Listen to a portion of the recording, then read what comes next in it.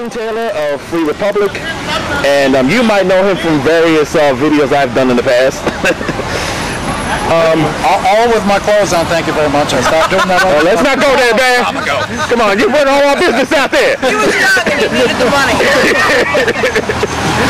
I want you to tell everybody right now what you think of Ron Paul. Ron Paul, he's got some good points which attract people, but he's got some bad points that attract some bad people also. And that's causing a problem for the Tea Party Patriot movement, because unfortunately it's opened the door to some whack jobs. Like whom? Anybody in particular? Well, the 9/11 truthers are the most visible. And I'm sure there are other unsavory people, but they tend to keep to themselves. But we're trying to police the movement and make sure that those kinds of people don't get into the leadership or anything like that. But how are you doing that? Because it seems like they seem to be overwhelming to begin with. No, they're not overwhelming to begin with, but they're visible. Okay. But if someone shows up as a truther to a Tea Party, people are reluctant to run them out, but they kind of get maneuvered to the back of the crowd. So let me give you an example, and this goes directly to Ron Paul. When Stormfront Don Black from Stormfront gave him $500, and he didn't give it back. And he would not give it back, yeah. But what do you think he should have done with the money? Do you think he should have kept it? He should have given it back. I know he understands, he says, well, I'm not responsible for people's views. They want to give me money, that's fine. But for goodness sake, you got to have some standards. Just like I went after Barack Obama for taking money from Jody Evans. You're going to have to explain Jody Evans. Jody Evans, co-founder of Code Pink. She supported Saddam Hussein. She supported the terrorists in Iraq. She works for Ahmadinejad. She works for Hugo Chavez, Fidel Castro.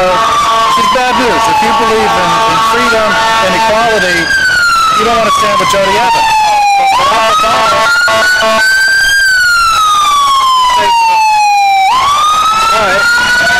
Okay, so and that's the same thing of Ron Paul holding on to Stormfront money. But actually, but he also has a legislative director that hangs out with Joseph Sobran. So there's also that. I mean, it gets a little nasty when it comes to Ron Paul.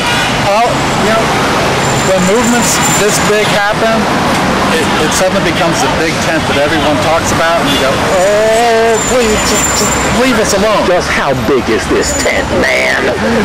How many people do you think are going to be here this weekend? Well, I'm asking on the real. We learned a long time ago not to give out numbers in advance because we get hung up when we fall short. And when Answer doesn't rally, they just get 500,000. Fair enough. Fair enough. Roughly tens of thousands beyond that out.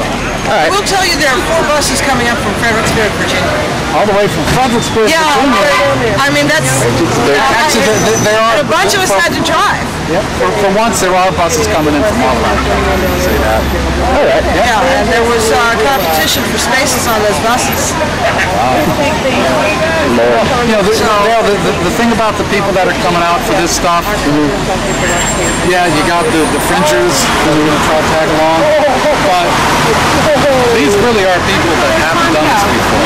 These are people that are out here because they love their country, they don't want to see it bankrupted so that their children are saddled with a debt that can't possibly be paid by any honest means. And they're very concerned about a government that is going to take care of them by taking away their rights, their independence, their freedom of choice. But see, here's a question I have. We have the system that we're talking about. We always keep talking about how we don't want the European system, but the European system, the people in Europe don't seem to have a problem with it. Yeah, but the Europeans don't carry the full load of freedom on their shoulders. Yes, they do. They have freedom. No, they don't carry the full load of defending it. The American people have. That's not fair. That's not fair. The Europeans know how to kick in when they have to. No, they don't. No, they don't. I wouldn't say that. I mean, Britain knows how to play. we love Britain, and we very much appreciate the support that they have given us, and the support that they have given the cause of freedom in the world. But they don't have the resources that we do, and I don't think their people would commit to spending the amount of money on defense that we do. I will submit this to you, however. Folks in Europe are probably more educated in the arts, in combat, this generation, than we probably are, because it was, I mean, when I was in, I was in peacetime, but there was like peacetime since '73. I went in '86, got out in '89. You're talking about maybe 2 or 3 generations of soldiers that never saw combat. It wasn't until Desert Storm and then eventually now that we start seeing it. Meanwhile, we have folks in Europe, we have Israel, they're all getting into whatever skirmishes there may be, whether you're talking about in the Middle East or at home, the terrorist bombings that frequent there. Europe in the 90s was the Balkans, and we had to step in because Europe couldn't handle it. Yeah, but think about it. Europe definitely can kick in when it comes to terrorists. They knew how to handle their terrorists out there. They had more than their share of appeasing. Appeasing help. Do you think? I don't see any appeasing coming from Britain when it came to Northern Ireland. I did not see that. Yeah, but that was. And I'm on Northern Ireland side, baby. That was a family's problem.